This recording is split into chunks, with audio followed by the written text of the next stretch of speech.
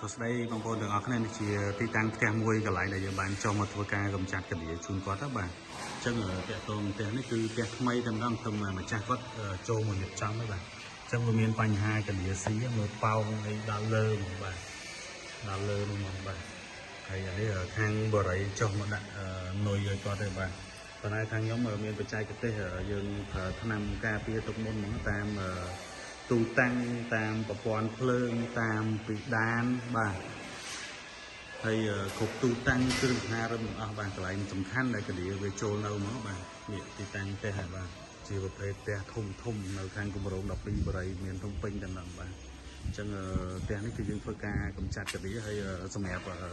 ទីតាំងផ្ទះបាយគឺយើងរៀបចំប្រព័ន្ធការពារសត្វកន្ទៀគឺយើងមានប្រព័ន្ធរយោប្រព័ន្ធអីនៅបាតផ្ទះការពារទុកមុនមកបាទជៀសវាងការបំផ្លាញរបស់សត្វកន្ទៀដោយផ្ទះទីតាំងផ្ទះធំអញ្ចឹងផ្ទះនេះដោយសារអត់បានដាក់ប្រព័ន្ធការពារទុកមុនបាទហើយបើផ្ទះខាងនោះគឺពួក